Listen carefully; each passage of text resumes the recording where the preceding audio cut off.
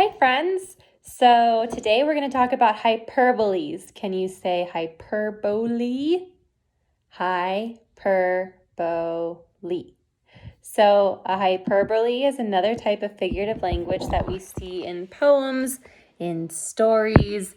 We see them lots of places, actually. So a hyperbole is a statement that is exaggerated to make a point. Some examples that you have that are in your packet are, I called you 1,000,000 times.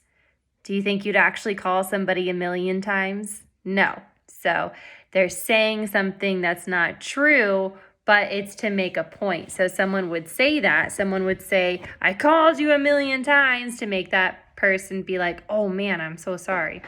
Or, that pizza is bigger than Texas. There's not a pizza that's bigger than Texas, but it's just saying that pizza is huge, right? I will die of embarrassment. Would you die because you're embarrassed? No. Or, he is older than the hills. Hills can be hundreds of thousands of years old. Do you think somebody's that old? No, it's just saying that person is old. Okay? So, in your figurative language packet, I'm looking at it now. The first page says, what is a hyperbole? And I read you what it is with some examples. And then it says, read each statement, write H if the statement is a hyperbole, write an N if the statement is not a hyperbole. Remember, if it could really happen, it's not a hyperbole. So the first one says, my dad's snoring is louder than a freight train. Is your dad snoring actually louder than a train? No. So you'd put N for not, or sorry, you would put H for hyperbole. Number 2 says Jessica's smile was a mile wide. Can someone's smile actually be a mile wide? That's a really big smile. So you would put H for hyperbole.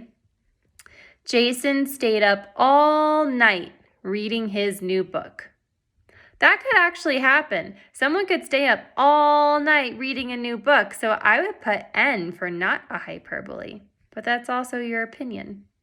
Okay, I'm going to skip down to where it says, underline the hyperbolic statements in this paragraph. So you guys need to, excuse me.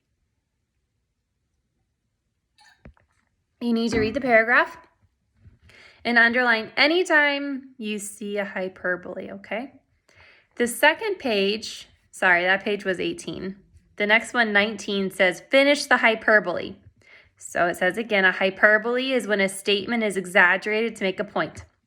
Examples, her brain is the size of a pea. That's not real.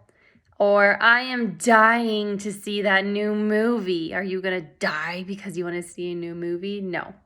So it says you have to finish these hyperboles. Remember, if it could really happen, it is not a hyperbole. Use your imagination. So this is fun. I am so hungry. I could eat a horse. I am not going to eat a horse.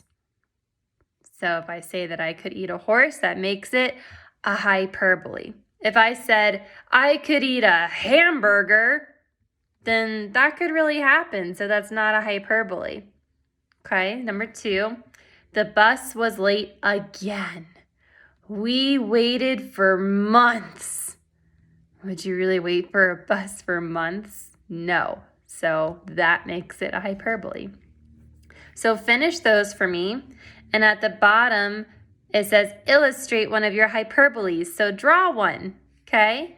And then the last page I want you to do is page 20. It says make it a hyperbole. Again, a hyperbole is when a statement is exaggerated to make a point.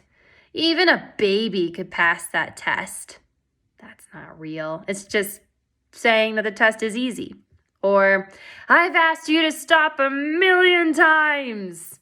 You probably wouldn't really ask somebody to stop doing something 1,000,000 times. Maybe you would ask them 10 times. That's still a lot.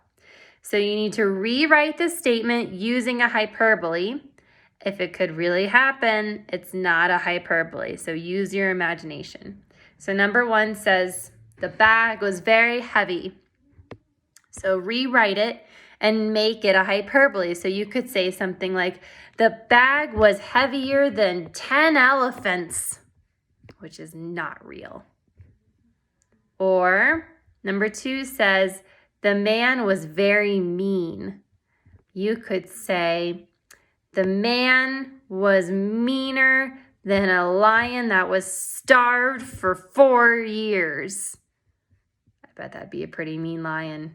But I also don't think that lion exists, because if you're starved for 4 years, you might not be alive. So you need to do pages 18, 19, 20. Follow the directions, okay? And then you're going to do the graphic organizer. And remember, you're listening for hyperboles, idioms, metaphors, and similes. Your poem today is called, Hyperbole Cafe. Welcome to our restaurant, where everything's gigantic. 100 waiters hold one dish. Our kitchen can get frantic. Our soup is deeper than the sea. Our noodles stretch a mile. The bread is longer than a train. It's sure to make you smile. We pile our peas up mountain high. One cookie hides the moon. We pour our iced tea into boats. We hope you'll visit soon. So there's your poem of the day.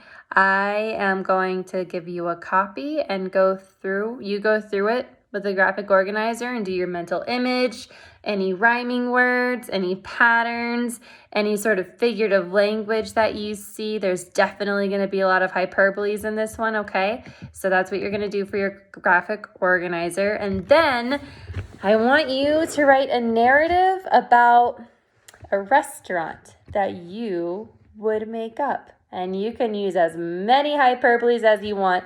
And since it's a narrative, you can make it up, okay? So the character would be you or whoever you want to open a restaurant with. So maybe I would do me and my friend Miss Hall would open a restaurant together. The setting would be our restaurant, and then you got to think of a funny name.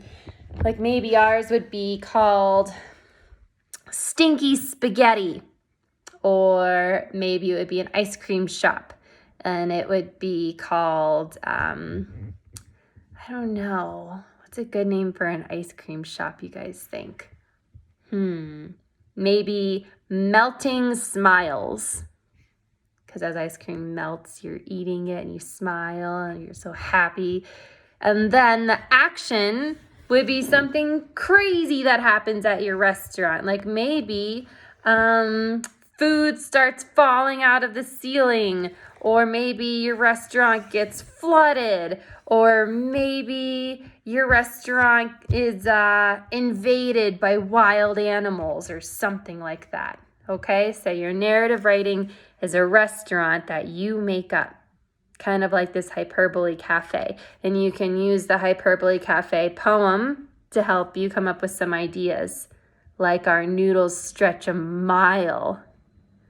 Oof. Maybe you have a steak that's as big as a giraffe or something like that. One cookie hides the moon. It's going to be a really big cookie. Maybe you could say something like, my Sunday float would cover the sun. So you can use this to help you with your narrative writing. All right, I look forward to hearing all these and seeing your work, because I think hyperboles are very silly. I'll talk to you guys soon. Bye.